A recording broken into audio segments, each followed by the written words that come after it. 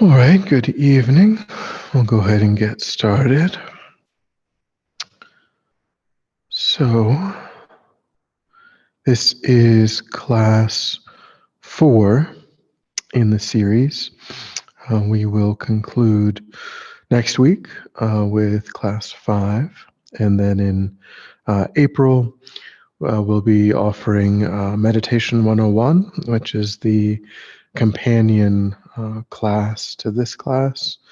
Where this class focuses on Buddhist philosophy, that class focuses on information related to creating a meditation practice at home. I don't describe that class as focused on like guided meditation.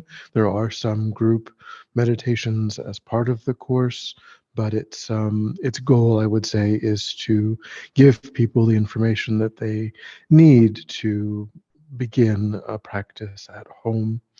And then in May, we will be offering Introduction to Mindfulness, which is a further, more detailed look at mindfulness meditation. Those are all on Fridays at the same time. Okay, so last week we started focusing the class around Lama Tsongkhapa's foundation of all good qualities. That lamrim glance meditation, lamrim prayer. And we covered the first two of those stanzas, those first two topics in the foundation of all good qualities, which introduced the concepts of the importance of correctly relating to the spiritual guide, and then also perfect human rebirth, the 18 qualities of a perfect human rebirth. So I didn't know that Felice was here. I don't know if Fernando was able to look at any of the recordings, but I'll just start by asking if there was any question from prior material in the course.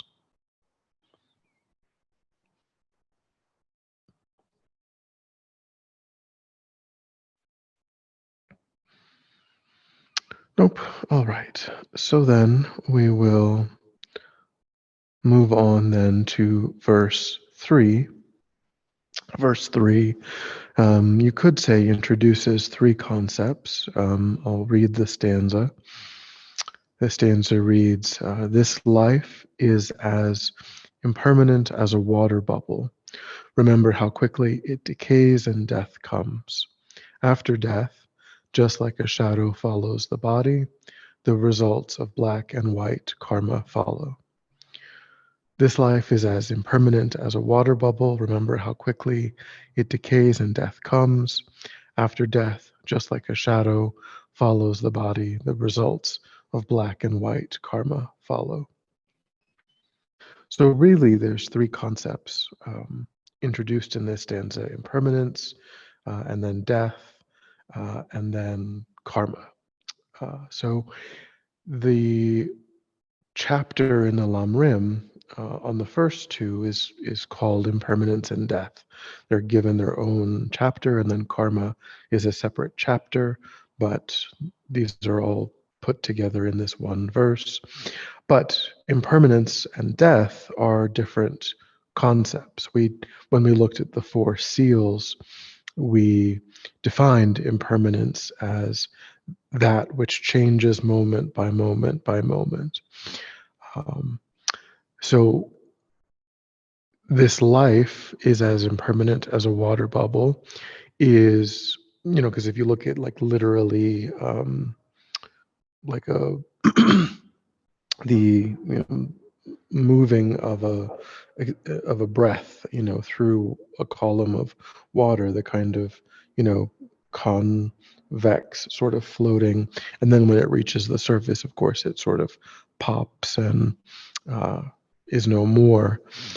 And that is relating the concept of impermanence, momentary change, to the fact that with respect to a human lifetime, the impermanence of the body empowers the separation of body and mind at some point. The fact that the body is undergoing momentary change means inevitably that either through old age or through injury or through illness, the physical form of this particular body will no longer serve as a host for consciousness. And because of the damage that's done to the physical form, and then body and mind will separate. And then we call that death. Um, but impermanence in general, as a general philosophical concept, only means only means momentary change. It doesn't mean or doesn't demand that something cease to function. But it does, with respect to a human lifetime, it does have that side effect. Uh, so, with respect to then that side effect of our own death, that confronting that and coming to terms with that is an important concept in Buddhism, because we are often not good at that. We often, although intellectually we understand, we would tell someone that, of course I anticipate that I won't live forever. Um, the problem is that result is something that we always believe is going to happen in the future. Even when we're quite ill, we regard that as a future event. Um, so the problem really is that intellectually we understand that we will not live forever, but we don't really embody that wisdom in a genuine way, in a really deep way. It doesn't really inform our choices, our decisions. We kind of live as if we will never die, even though intellectually we would explain to someone that we don't believe that. It is the case that we never really regard it as something that could truly happen at any time. It could happen today, could happen in the next 10 minutes. We never really live from a place of that wisdom. And that's a problem from the Buddhist point of view. They call that the false view of permanence, kind of this mistaken subconscious idea that we just don't want to think about it. And so it's always a future event. It's never something that actually could or is likely to happen soon. So we do have to come to terms with that in order to um, kind of stop delaying, to stop putting off, because if we regard that as something that can only ever happen in the future, we will put off our practice. We won't really have a sense of urgency about engaging in our spiritual path, because we will always feel that we have more time, that we can wait until the causes and the conditions are better for practice.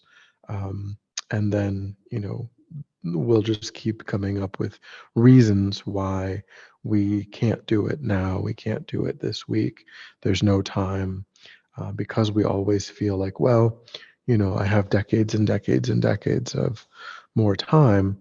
But that is not a valid assumption. We have there's no way of stating how much more time we have to remain in this life. And so we're trying to overcome that laziness really by becoming very familiar with simply what is true. The Buddha is not trying to make something up or frighten us. He's just pointing out that there is no certainty with respect to how many more days, weeks, um, that we will be remaining together in this body, with this body and this mind together in this life. And that's a fact. But it's a fact that we don't really confront ordinarily.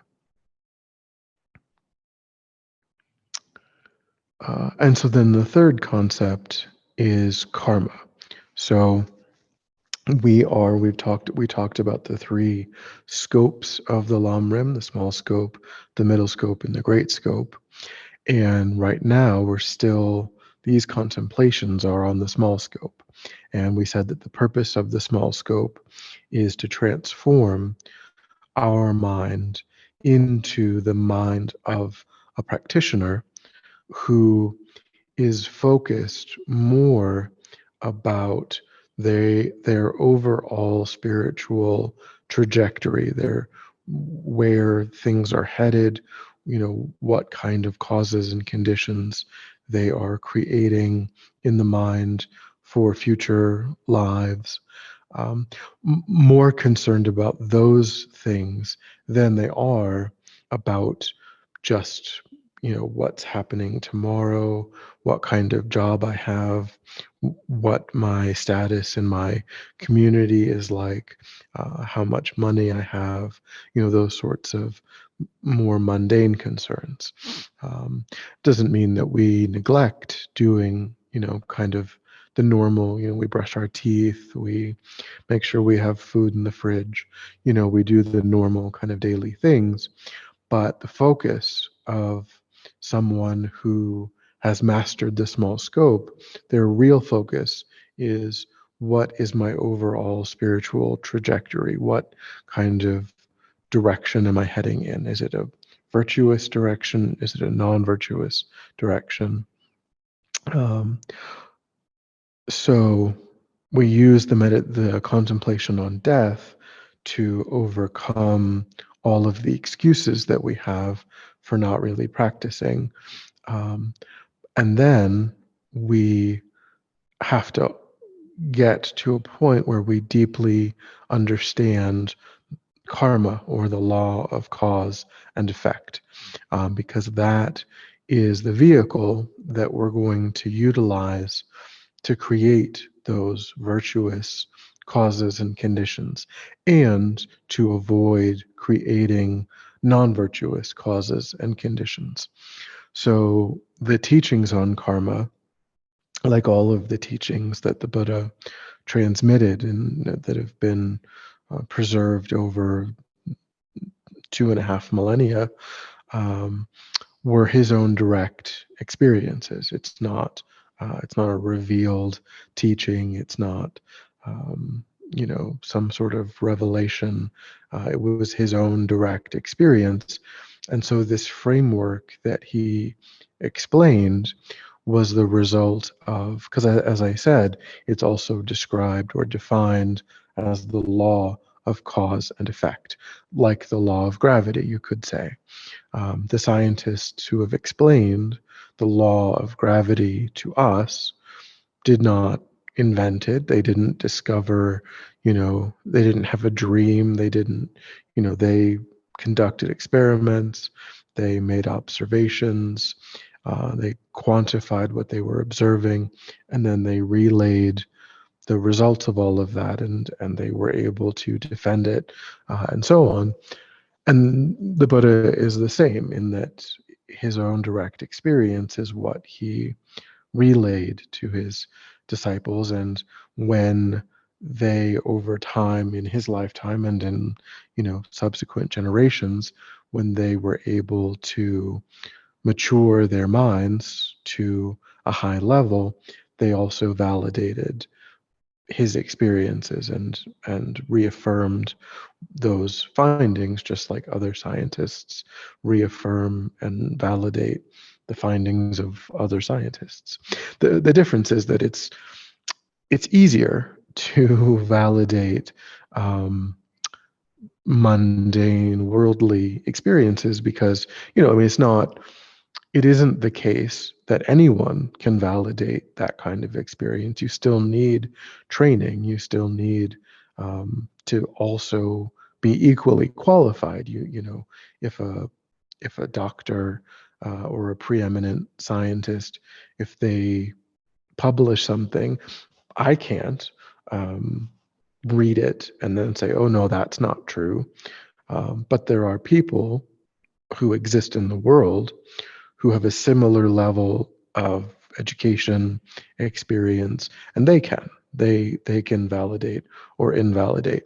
The difference is that it's harder to get your mind to the level of where the Buddha was at than it is to get your mind to where the level of a preeminent scientist is at.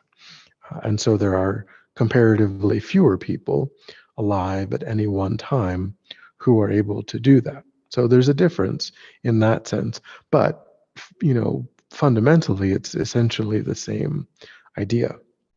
And so this framework of karma was the Buddha's observation that certain energies, when they are present in the mind, they lay down imprints in that mind. And the mind, as we've said earlier, the mind is a continuum that is beginningless and endless, and it associates with forms to have individual lifetimes as those discrete associations, but then those forms are transitory, but the mind itself is not transitory. The mind is impermanent. The mind changes moment by moment by moment, but it is beginningless and endless. And those imprints, the Buddha's observation was that those imprints, they they ripen in the future after having been laid down in the mind. They ripen in the future when the causes and the conditions come together. They ripen as experience. Um, and so some of those energies, when they're laid down in the mind, they reliably will lead to experiences that are painful. And the Buddha called those negative karmic actions. Other energies, when they ripen, they will reliably lead to experiences that are beneficial, that are pleasant, that are enjoyable, that are supportive. And the Buddha referred to those as positive karmic actions. So we have this framework of positive and negative karmic actions, but it's very different than morality. It's not something that pleases the Buddha. It's not, something, it doesn't have anything really to do with rights or responsibilities or social, kind of social interaction or the social contract between people and societies. It is that it is the general idea is that it's very difficult to engage in some actions without the energy that is motivating that action to be an energy that will lead to a painful experience. And there are other actions that are very, very frequently motivated by energies that reliably will lead to a positive experience. So ultimately, although we talk about positive and negative actions, ultimately we're talking about what is motivating those actions, the underlying intention. So the action itself is really a way of actualizing an intention. It is a way of bringing about the intended result. So it is really the motivation or the intention behind the action that is the energy that leaves the imprint in the mind, which ripens in the future as a painful or pleasant experience. Um, but like I said, So in that sense, we can't truly talk about positive or negative actions because we can't truly know what energy was present in the mind of that person. But we can say that for most people, most of the time, when you are observing some actions, it's very unlikely that the energy that motivated that action was the kind of energy that would lead to a positive ripening. And also, we can say that there are other actions that um, generally that person would have been motivated by an intention, a motivation that is going to lead to positive ripening in experience. So, but really, this framework is meant for oneself. This is meant to give us a way of thinking about our own actual motivation. What truly is it that's giving rise to the choices that I'm making, so that we can determine for ourselves, am I engaging in a virtuous, positive action or a non virtuous or negative action, based on what is actually present in my mind that's giving rise to these actions that I'm engaging in. Uh, so it's not really meant for us to judge other people. It's really meant to give us a framework for helping us to focus on engaging in virtue and avoiding non-virtue, not for being like, oh, that's a terrible person over there, because we don't know their mind. We barely know our own minds. But the point is, we're meant to try to get more and more familiar with our own mind and use this as a vehicle for creating the causes and the conditions that we want to create for our own lives. So we're going to look at that in more detail, in quite a bit more detail. But I'll pause. Any thoughts or questions so far? Mm-hmm. Yes, Dondrub, in the case where one is in a state of distress or grief, where it's really difficult to discern much other than the need to kind of just care for oneself, or then is that, in that kind of case, I'm just wondering if it's reasonable to kind of withdraw from interaction to some extent, or I'm just thinking of like having gone through that and then at times feeling anger and other things and not wanting to act badly, but looking at people and going, I'm not okay with the way they're treating me. And maybe the best thing is to just, walk away before I react. Yeah, I mean, from the Buddhist perspective, everyone, every ordinary being, is constantly under the influence of, what we looked at before, the afflictions, the kleshas, these tendencies that we have. And when we don't, so I mean, even at our best, of course, we're still operating under the influence of these states.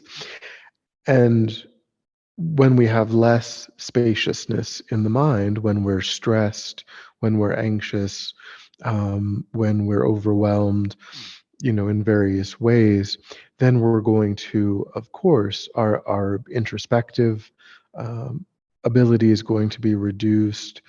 Our kind of just the general spaciousness of our mind is going to be, and so it's going to be more difficult, during those times to become aware of the arising of the afflictions, and to be able to apply any kind of antidotes.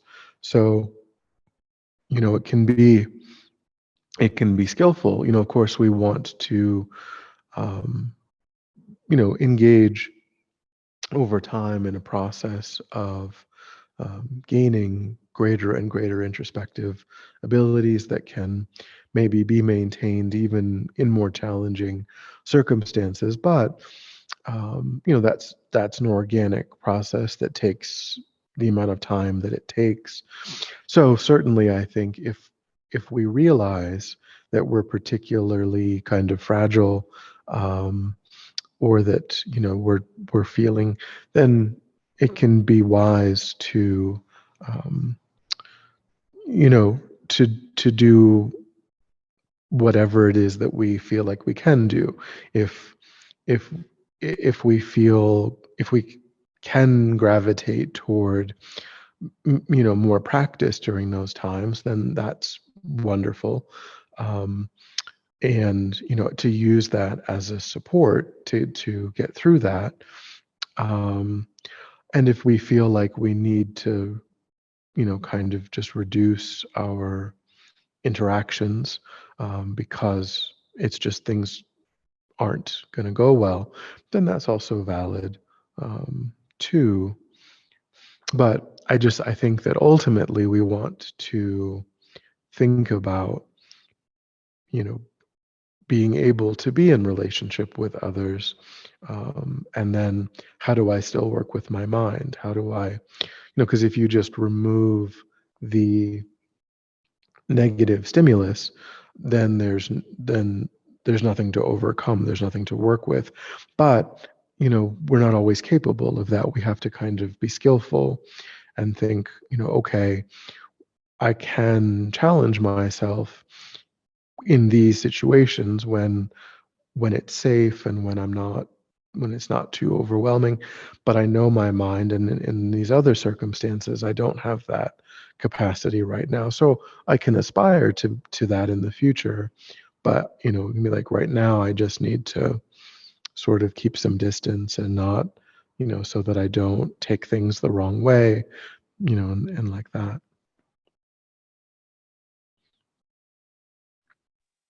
Thank you.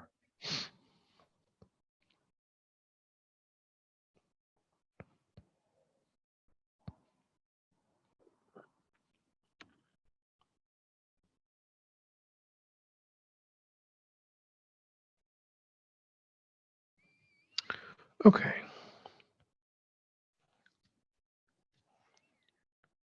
Sure. Yeah, no problem.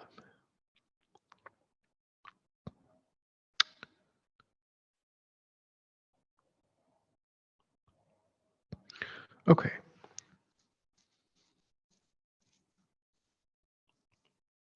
So we'll start in talking about karma by talking about what are called the four characteristics of karma. So karma is an incredibly, it's it's considered what's called a deeply hidden phenomenon.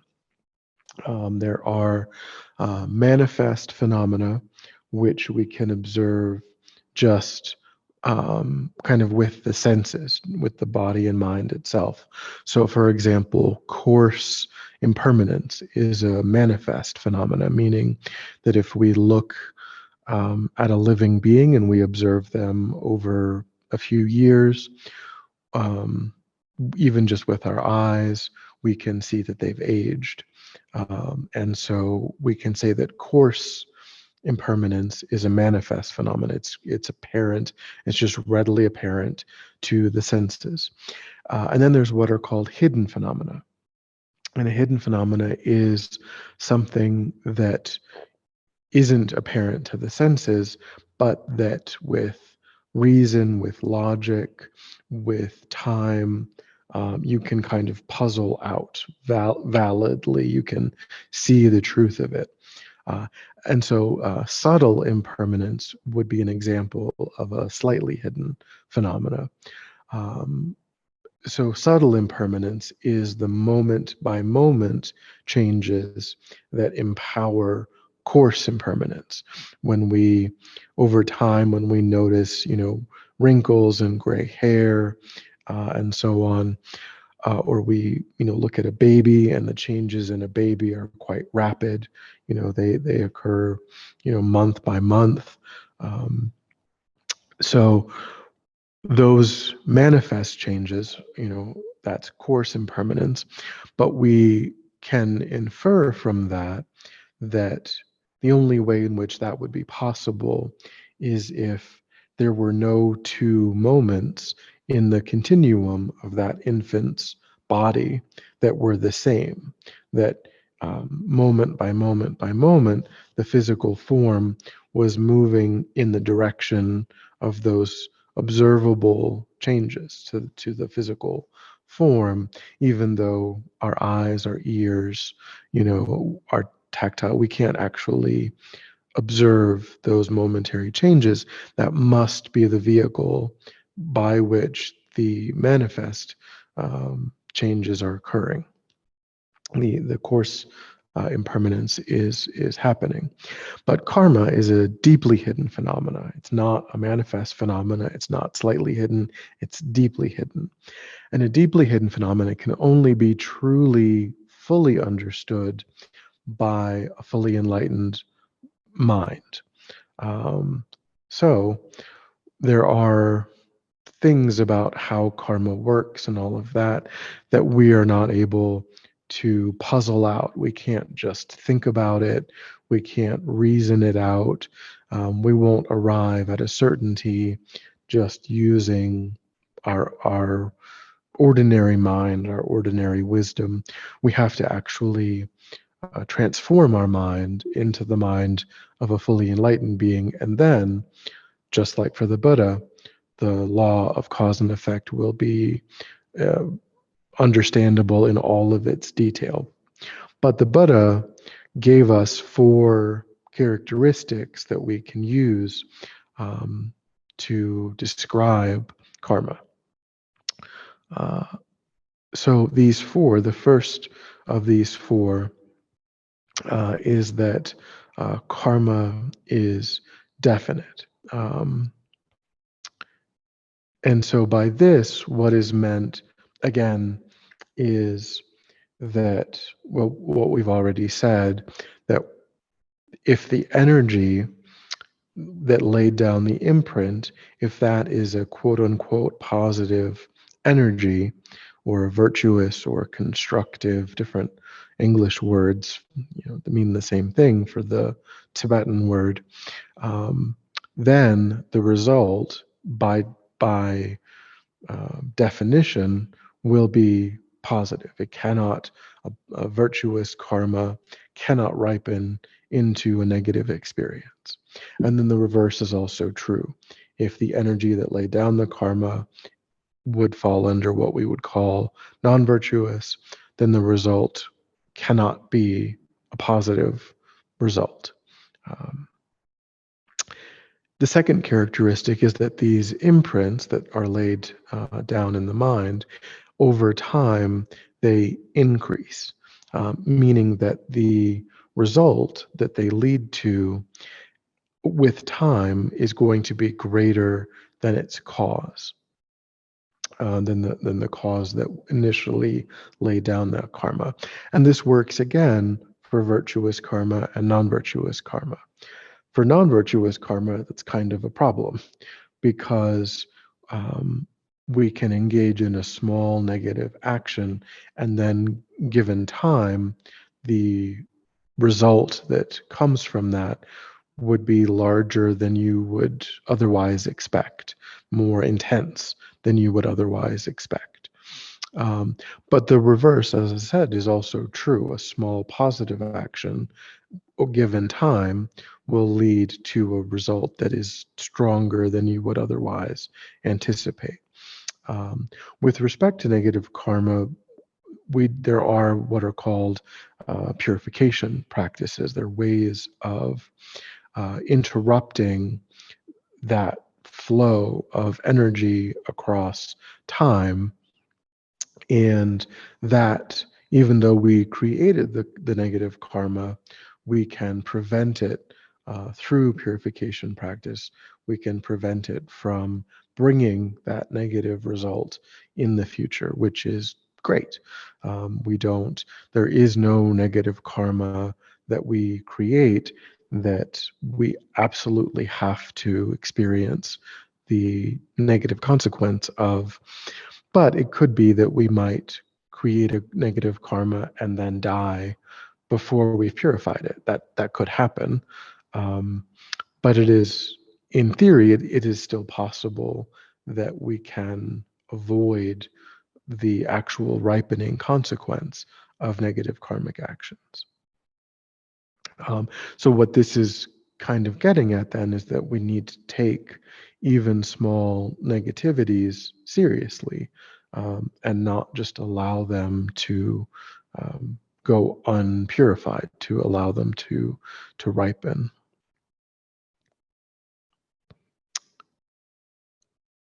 Okay, then the third characteristic is that karma is never is that the third characteristic is that karma is personal or individual, meaning that any result of a karmic ripening that you experience necessarily requires that in the past the mind that is associated with this form was the same mind, the same mental continuum that was associated with a different form, because generally speaking, uh, the time in between the creation of a negative or the laying down of a karmic imprint and the ripening of that karmic imprint, generally it's more than one lifetime. Generally, a karmic imprint isn't laid down and then ripened within a single lifetime. It can happen, but it's not common. So, if there is a karmic ripening, the implication necessarily is that the mind that we possess in this moment, that's associated with this form, is the same mind in a previous life that was associated with a different form that engaged in the action that laid down that negative or positive, that laid down that imprint in the mind. If someone unrelated to us engages in a karmic action, it's only that mental continuum in which that imprint can ripen. And if we lay down an imprint, it is only that continuum in our own mind in which that imprint can ripen. That mental continuum, as I said, will have an infinite number of incarnations of specific lifetimes where that mind and a form come together and associate. And it is through that particular form that ripening will happen. But it is the same mind, the same mental continuum in which that imprint was laid down. And then the fourth characteristic is that a karmic seed or a karmic imprint or a karmic potential is never lost by its own power. That when you lay down an imprint in the mind, it will remain in the mind, it will remain dormant in the mind until the causes and the conditions come together for the ripening of that imprint as experience. Unless there's an interfering force. For a negative karma, we would call that engaging in purification practice, which we have the option to do. That would be the interfering force that prevents that negative karmic imprint from bringing its result. If that imprint is not purified, and then the causes and conditions come together, then that negative imprint will ripen as a painful experience. We can interfere with positive karmas as well. If we engage in a virtuous action, but then we regret engaging in that.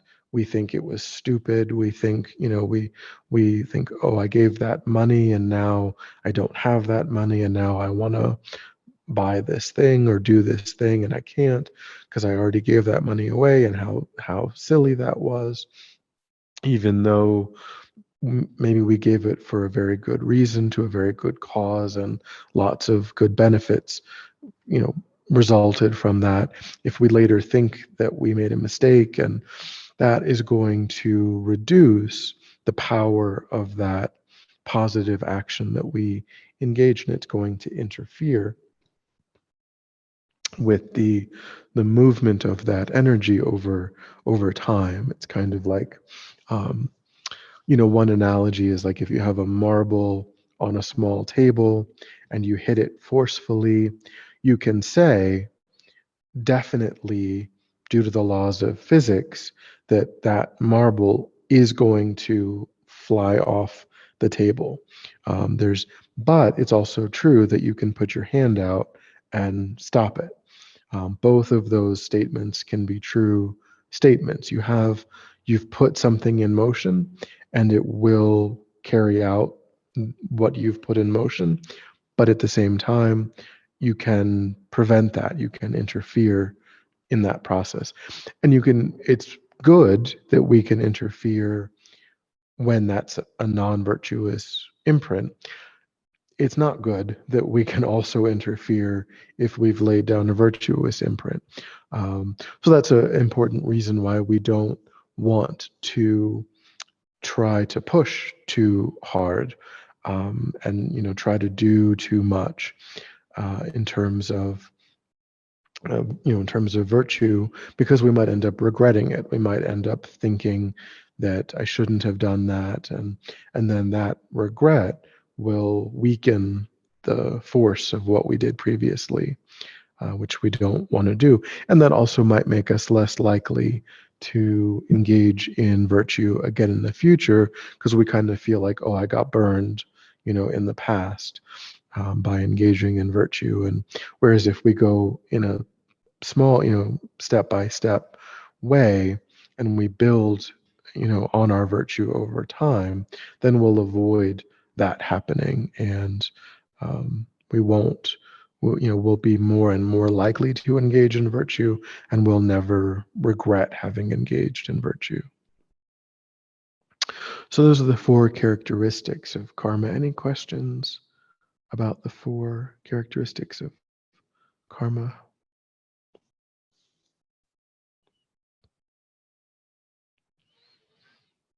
All right.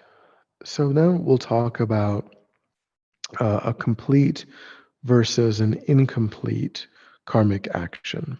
These are 2 types of either virtuous or non-virtuous. Oh, I'm sorry, Erlanda, you had a question?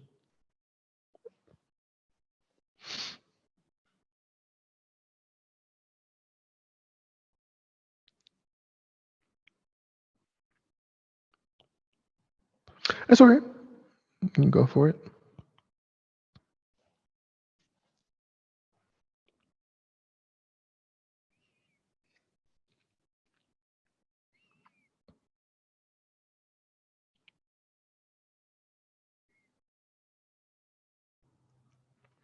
Okay, so if a person has died, can you help them with their karma? Is the question.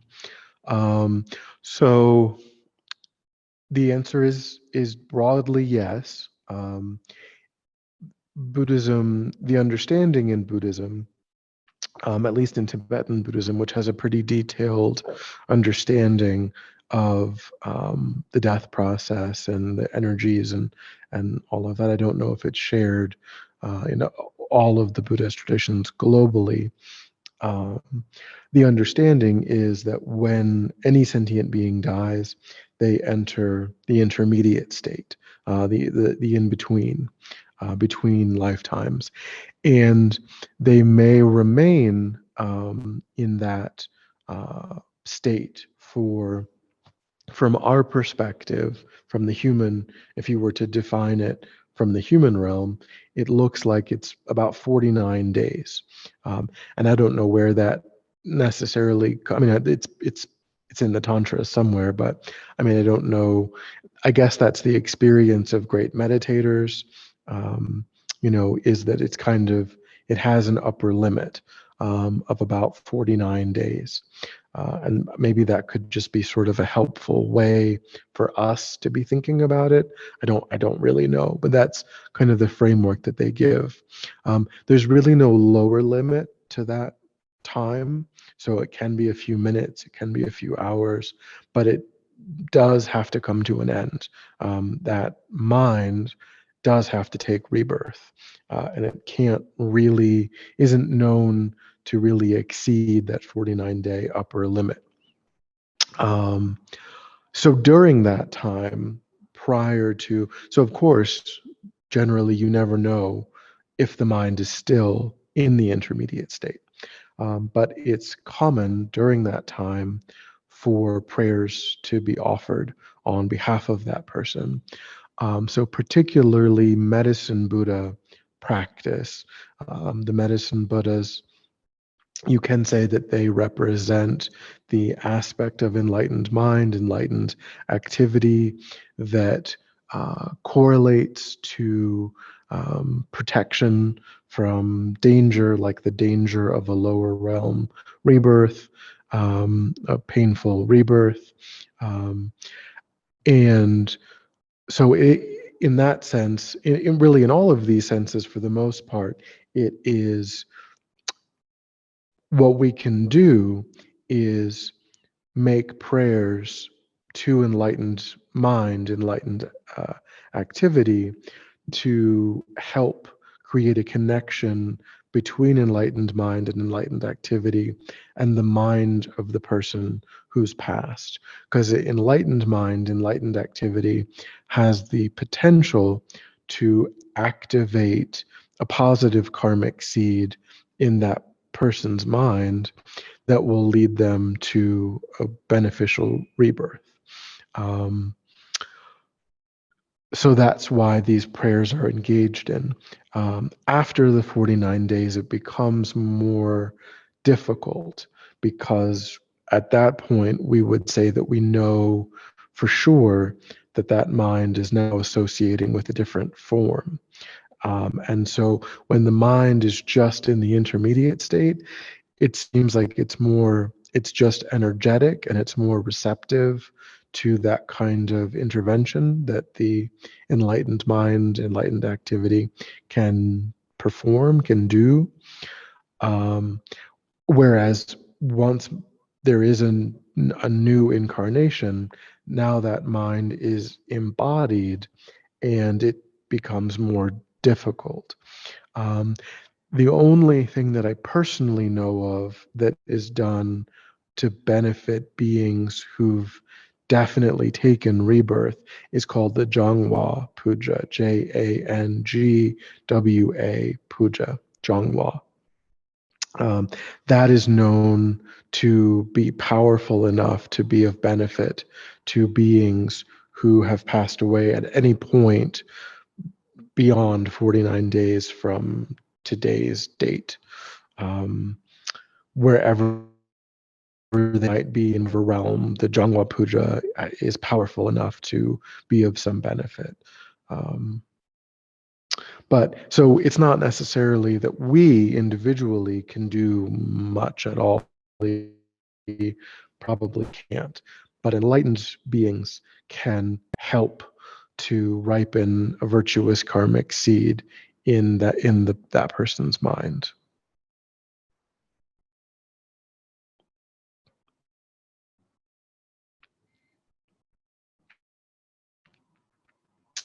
Okay, so now we have a complete karma versus an incomplete karma. And again, this applies for both positive and negative karmic actions. Um, and the difference, the reason why we would think about complete versus incomplete is that a complete karma is more powerful than incomplete karma. Only a complete karma has the power to establish a rebirth. So when a person is dying, a karmic seed will ripen, which will, they call this a throwing karma. which will be responsible for establishing the next incarnation. And that throwing karma has to, by definition, be a complete karma. It cannot be an incomplete karma. So if we look at, for example, like a hypothetical act of killing, like the killing of a cricket or a cockroach, you have to have the first is the basis of the action. So for the basis, the basis is the cockroach on the floor. That would serve as the basis for our action. We have to identify this specific cockroach that is in my kitchen that I want to now kill. We don't have anything against, cockroaches in other states, in other cities, other parts of the world. We have a problem with this one cockroach that's in our kitchen right now that we are observing. So that's the basis of our action. And then we have to create the motivation, the intention. So we might look at that cockroach and the thought might arise, oh, I should get a cup and trap it in the cup and take it outside. I should save its life by putting it in a safe place outdoors. Um, or the thought might arise, I should get a paper towel and I should squish this cockroach. Both of those intentions could arise with respect to the basis of our action. But we need to have that clear intention. If our intention is to trap it in some way and take it outside, but it turns out that it's quite fragile, or we were not careful enough and we killed it by accident, then that means it's not a complete karma because we didn't ever have the intention to actually take its life. Um, so as the hand is going out to perform an action, that action is either to protect it or it's to smash it. And if we accidentally injure it or kill it, and that wasn't the intent, then we've not created a uh, a complete karmic. We did kill it; it did die, but it wasn't our intent. So it wasn't a complete karma of killing. And then you have the action that is uh, that is resulting from the intention. So the deed itself, the mechanism that you use to engage, to actualize your motivation, and then the completion. The action has to be completed. So for a completed killing, the other sentient being, the cockroach, has to actually die. You might have intended, you might have seen it, you might have developed some hostility toward it, you might have really been motivated to take its life, you might have gotten the swatter out and really made a strong effort, but it got out of the way and now it's lost, under the cabinets and you don't see it again. Because it got away, it's not a completed karmic action of killing. The fact that you were not successful. Now, it is true in that example, you had all of the three other factors. You observed it, you clearly were hostile to it, you were motivated to kill it, you really tried your best, and yet it did not. Or it could also even be like you attacked a human, for example, again with all of that same negativity, but they're quite, the body's quite complex. They could have healed, they could have gotten, or maybe you got restrained by someone, and then they didn't die. And simply because they did not die, it is not a completed karmic action of killing.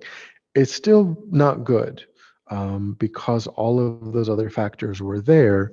There's imprint in the mind of negativity, but it's not a completed action of killing. They do have to actually die for it to be a completed karmic action of killing. Because, of course, it could also be that you stop yourself. That's also possible. You might start punching someone, and then you might stop yourself because you recognize that what you're doing is wrong, which again, would argue against referring to it as a completed karmic action. Um, so those four things have to always be present in order for an action to be complete. So with stealing, let's say, you observe an object, you clearly understand that it is not your $5 bill. You know you did not drop it. Maybe you saw somebody else drop it or not, but you know definitely not yours. You then develop, a sense of wanting to possess it. You go up to it, you take it, you put it in your wallet, and you now at that moment, you regard it as your own, that you intend to spend on whatever it is that you want. You've appropriated it for your own use. At the moment that you appropriate it for your own use, that is the completed karma of stealing. If you're safeguarding it to take it to the police station, then not stealing, because you've not regarded it as your own. You don't have the thought, I can now just mingle this in my own money and spend it on whatever I might like. But at that moment, when you do think of it that way, you've completed the act of stealing. Okay. So those are the four factors. And if any of those are incomplete, then you still have a karma, but you have an incomplete karma. And depending on how many are complete, how strongly they are, if you've got one factor, if you've got two, if you've got three, then that intensity of that karma can be weaker or stronger, but it would either be complete or incomplete, depending on whether all four were present or not.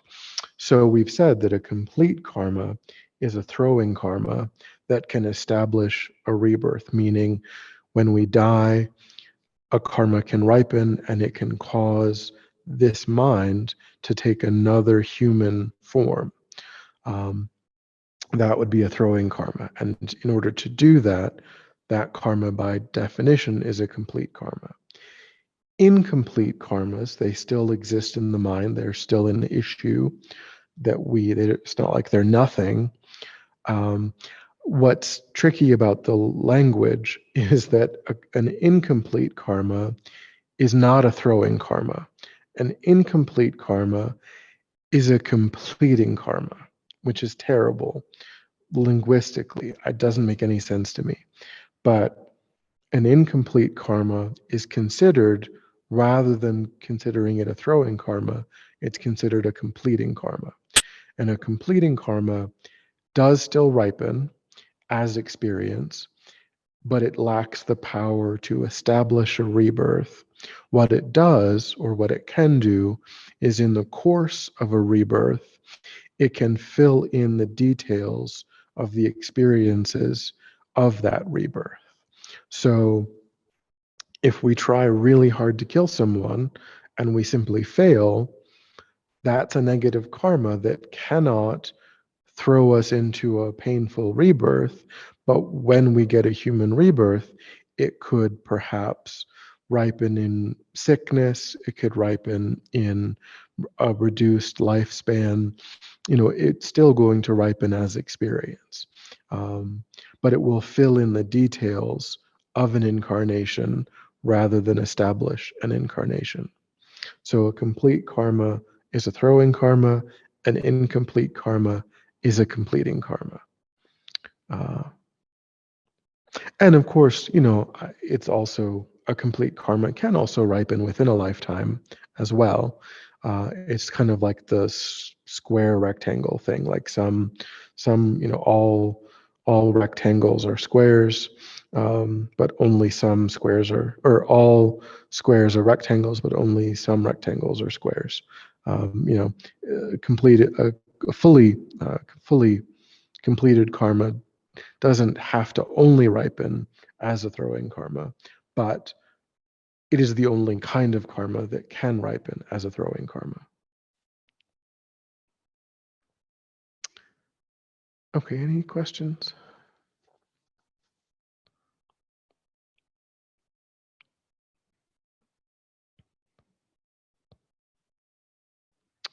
Okay, so we've looked at, before when we looked at the 5 lay vows, so now we're going to look in more detail about that actual ethical framework that the Buddha explained, that we can use this positive and negative karmic idea kind of in practice.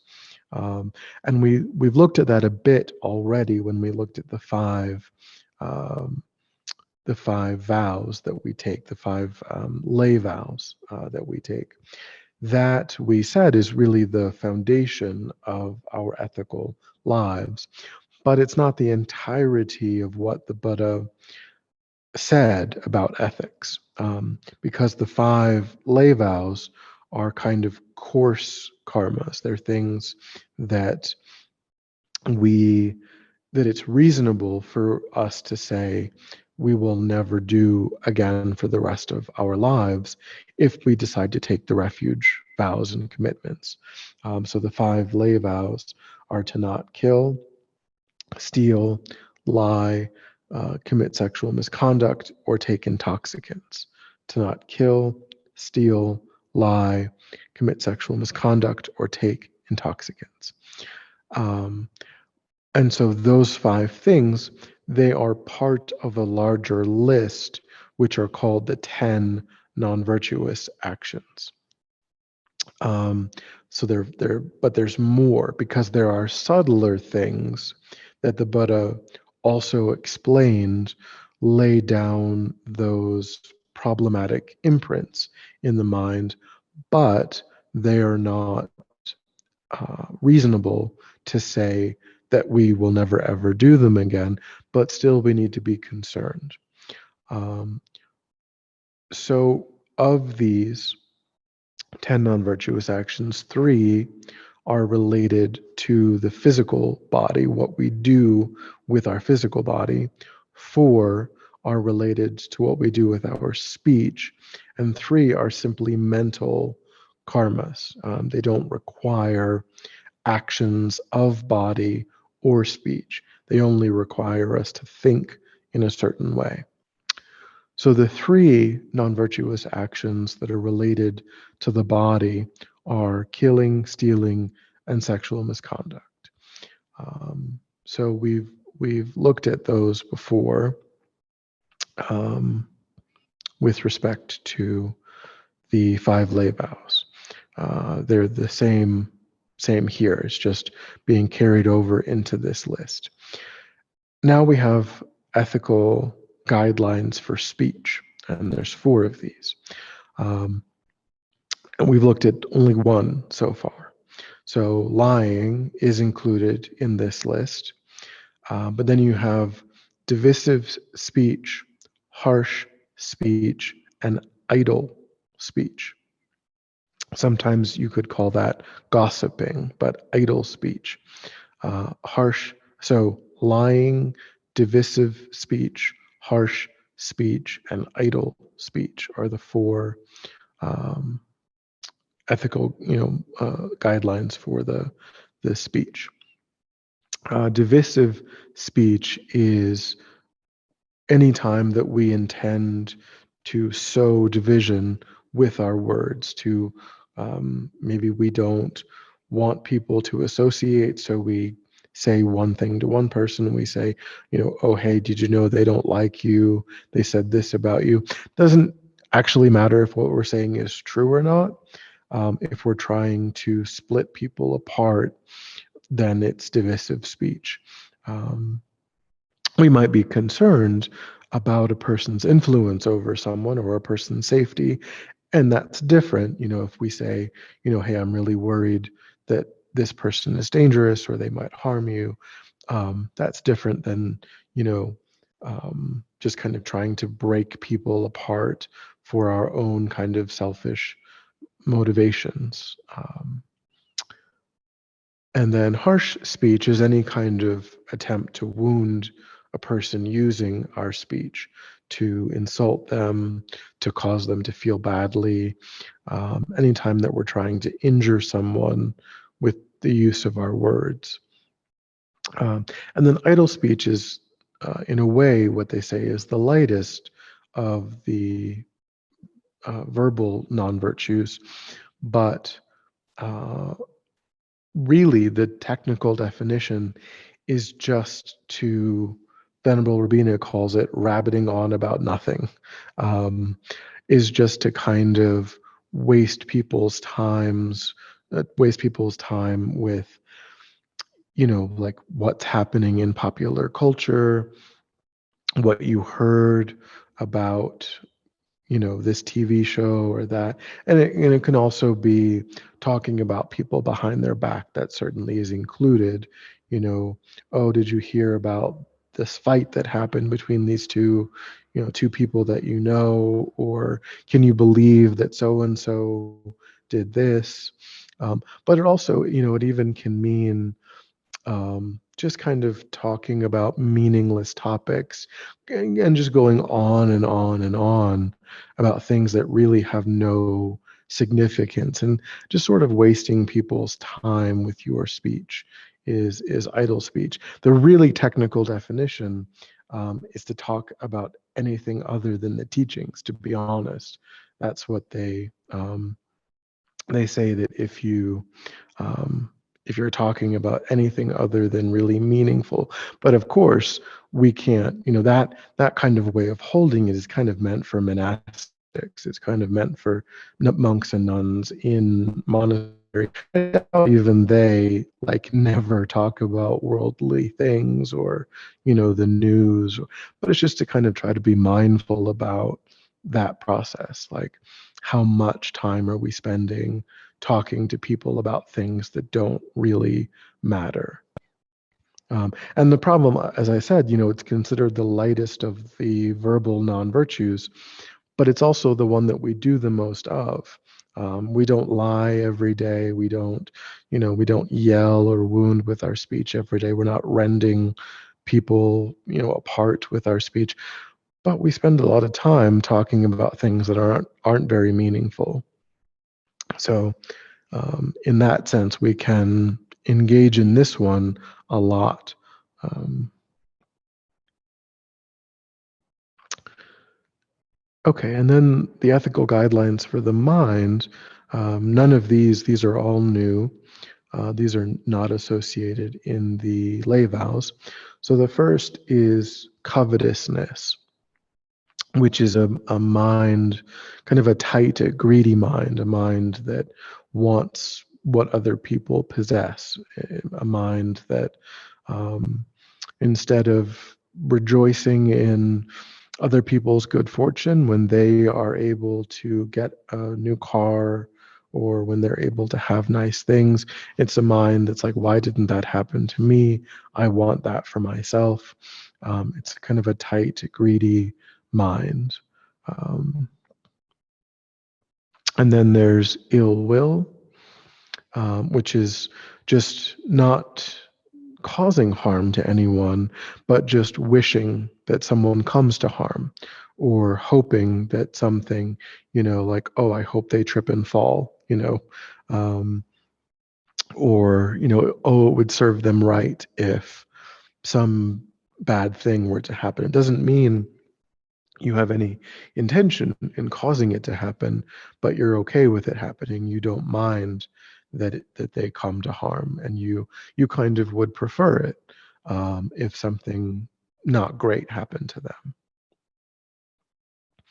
And then the last is what's called a wrong view, which we did look at before, which is um, being unwilling to have any receptivity to Buddhist, ideas, to say that, not to say, well, I'm not sure about this, or I need more information, or this isn't clear to me, but to say, oh, that's definitely absurd, or that's definitely nonsensical, or definitely can't be like this.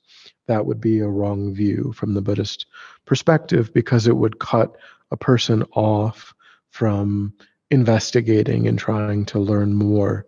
And and Buddhism might not be for everyone, and that, so, but that would still, if a person was unwilling to investigate, or to stay open-minded, and to just be sort of totally closed off, then from the Buddhist perspective, that's considered a wrong view.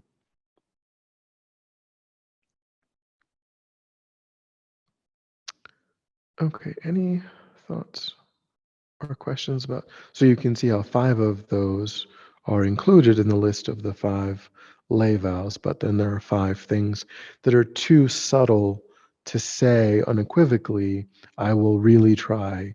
We can't really say, I'll never raise my voice, to someone ever for the rest of my life. But I guess we can say that lying is more deliberate, requires more forethought, and so we can make a distinction in that sense, and say, well, I really will make an effort not to lie, but I still need to be concerned about whether I raise my voice in anger toward anyone, but I can't really genuinely say that it will definitely never happen.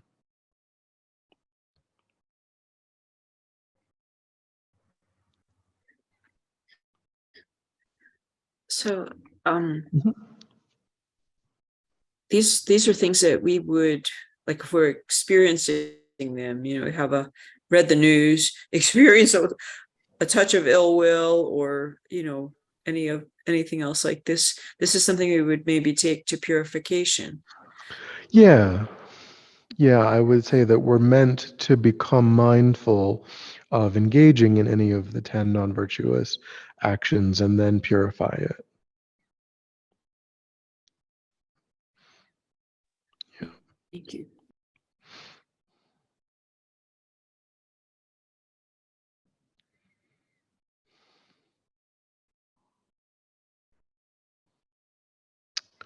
Any other questions?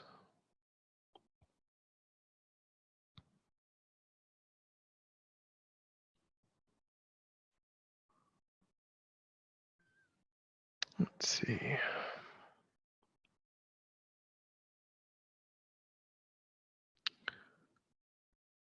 So that is the low scope, with, so those verses comprise the low scope, the initial scope, where um, we then become interested in learning about karma and using karma to uh, create the causes and the conditions to have good future rebirths, which is the goal of a practitioner on low scope. So then we move into the middle scope.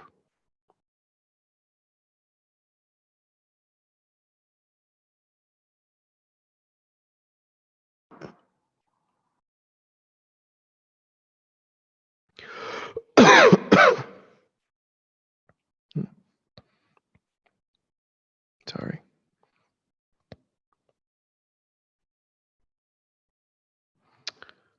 Okay.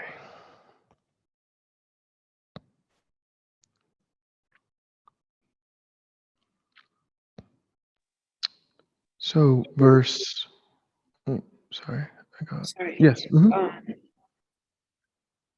Let's say we have, we're working towards um, this mindfulness, but we recognize that it's a period in our life where we really struggled. Is that something, um, is there something beyond purification that also we would be doing? Well, from the Buddhist perspective, we unfortunately, we even have to think about purifying actions from previous lives that we engaged in. So, when we are working with the 10 non-virtuous actions, we actually have to think about ways that we have probably, or almost certainly, broken those guidelines, not even in this life, but in previous lives. So we may not never have killed like a person in this life. So when we think about purifying, we might only think about, the insects and things that we've killed. But we can validly assume that we've killed many people in previous lives, and that because a karma is never lost, we still unfortunately have to be cognizant of that. So we actually include thinking about any people that we've killed in that practice, because it isn't just in this life that we didn't know, or we weren't able to restrain ourselves, and we're like, oh, now I wish I had. That's also true of beginningless past lives, unfortunately.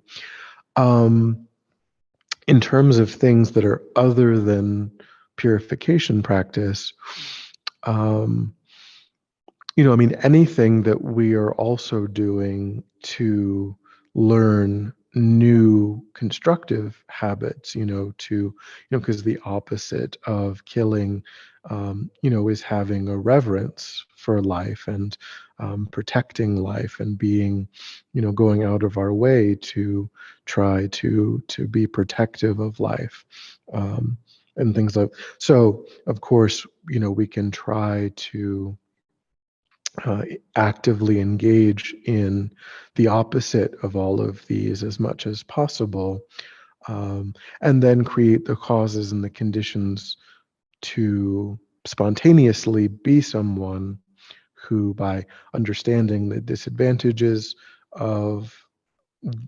violating these guidelines, understanding the advantages of upholding the guidelines, um, then we train ourselves to be someone, to just naturally, spontaneously become someone who doesn't violate these guidelines, who does naturally uphold them, in the same way that we don't find it a struggle to, go out and, um, you know, burn buildings down, and like, we don't have to actually think about it. We don't have to wake up and white knuckle not being an arsonist. It just, we don't have any interest. It's something that we easily discard because it seems crazy to us to engage in that kind of wrongdoing. But it doesn't really seem crazy to us to badmouth people, and you know but we can get there. We can become someone who discards that kind of action, just like we're already easily discarding these heavier things.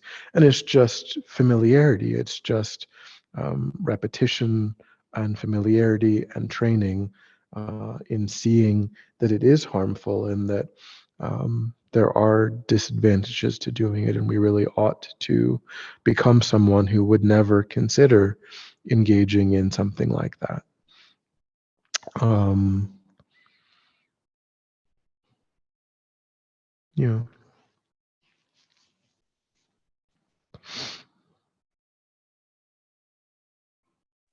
Yeah, it makes sense then that the company we keep, so the behaviors of Mhm. the community we're around would matter then as well.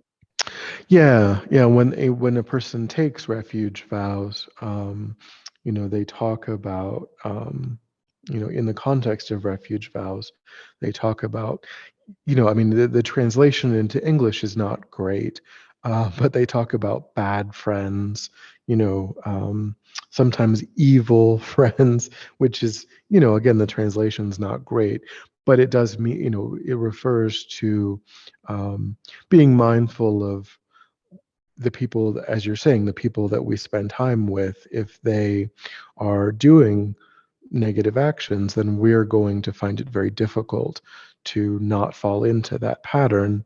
And so we may need to be skillful about who we're choosing to spend time with.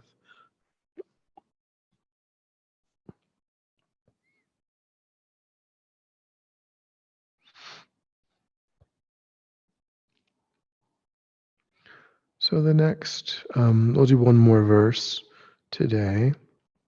Verse 5. Seeking samsaric pleasures is the door to all suffering. They are uncertain and cannot be relied upon. Recognizing these shortcomings, please bless me to generate the strong wish for the bliss of liberation. Seeking samsaric pleasures is the door to all suffering. They are uncertain and cannot be relied upon. Recognizing these shortcomings, please bless me to generate the strong wish for the bliss of liberation. So, this now we've moved into the middle scope of the lamrim.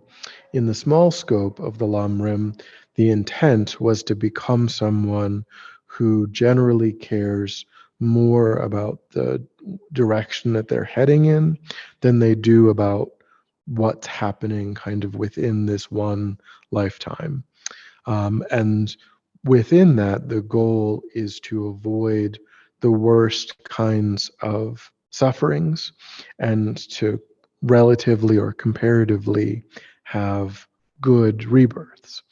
Um, However, this perspective on the middle scope matures, and we begin to recognize that these good future rebirths um, have a certain utility, but that they are still in the nature of suffering, that they are not truly contentment, they're not truly peaceful, they're not truly beyond suffering. They are comparatively better and more useful than the more painful rebirths. But they have their own problems. They still come with difficulties and obstacles and problems. So what we then mature into on the middle scope is seeking not good future rebirths for the sake of good future rebirths, but ultimately aspiring to putting an end to the process of rebirth, um, while recognizing that good future lifetimes, good future rebirths are beneficial for amassing the causes and the conditions which might take more than one lifetime to accomplish that result, to accomplish the result of putting an end to cyclic existence, could and likely will require more than a single lifetime. So we do still use the wisdom of the small scope to create the causes and the conditions for those good future rebirths. But we understand now, with a matured perspective, that they are not a good in and of themselves, that their purpose is to give us the time that we need to put an end to cyclic existence as a whole. So, this introduces the concept of renunciation, which is what we said is one of the three, when we talked about the three principal aspects of the path, renunciation was one of those. And this is what we're referring to here when it says we recognize the shortcomings of samsaric pleasures and we understand that they are the door to suffering and are uncertain. We recognize those shortcomings. So ordinarily, we spend our lives wanting more money, wanting greater status, wanting better food, wanting more comfort, um, and having that be the guiding impulse in our life. Um, and with this renounced mind, with this attitude, we recognize that the that ultimately the things that are propelling us to seek those external circumstances are a lack of, clarity in our own mind, a lack of wisdom, the influence of, you know, mental states that are not as positive or useful or beneficial. Um, like we want not just enough money to live, but we want, to go well beyond that because we crave and we grasp, and you know and so we're recognizing that that way of being in the world is not beneficial, and we're giving up, or we're attempting to give up that way of thinking, that way of relating, and then instead of being driven to consume more, to amass more, to rise in status and reputation and comfort, we really dedicate ourselves to the process of bringing cyclic existence, or samsara, to a complete end. And that's where the idea of the bliss of liberation is coming into play. That's the meaning of the bliss of liberation, being liberated from the karmic process of rebirth.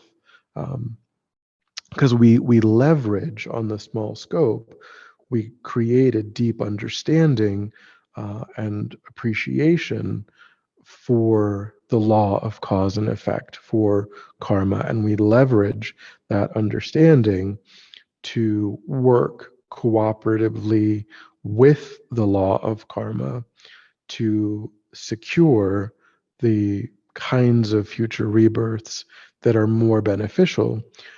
But that whole process is still karmically driven. We still have no real choice. We're not. We're still not free.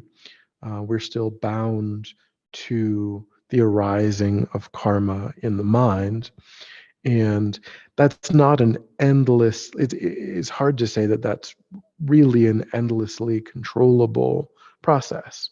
Um, because at some, we can kind of say, okay, well, I can use this lifetime to create a succession of good future rebirths, but can we really say that we can navigate that process definitely forever and ever?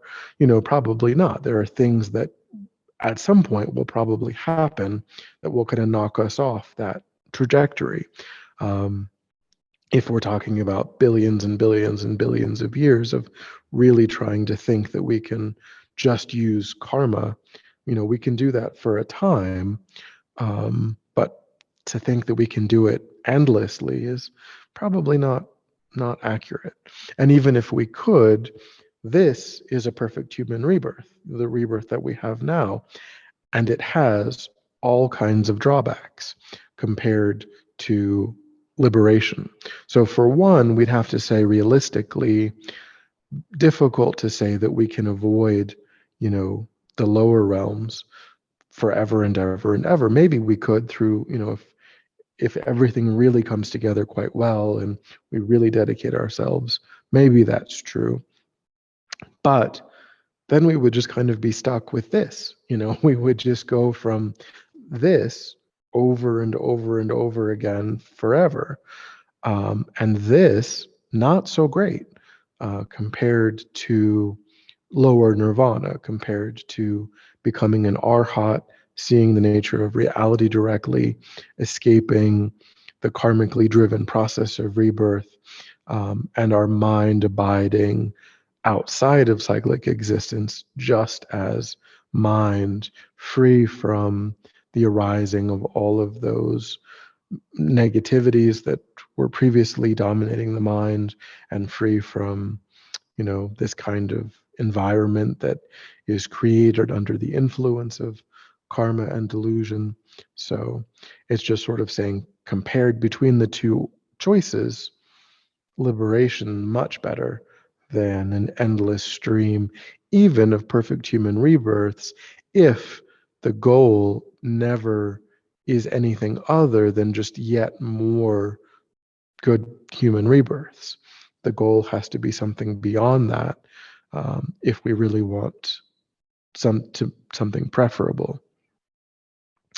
So we then kind of start to think about, what's important, what we're consuming, what we're craving, what we're grasping at, what we are trying to control, what we're trying to create in our lives.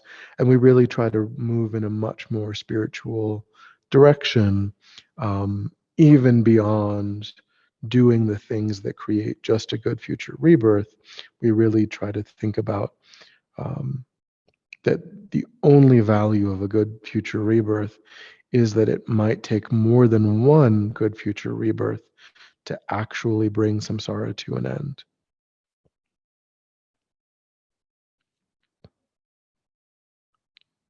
Okay. So we'll end there on that verse. Any final questions, thoughts?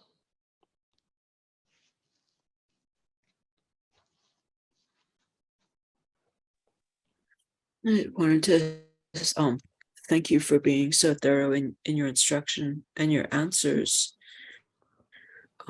Thank you very much. Sure, no problem. Well, thanks for coming.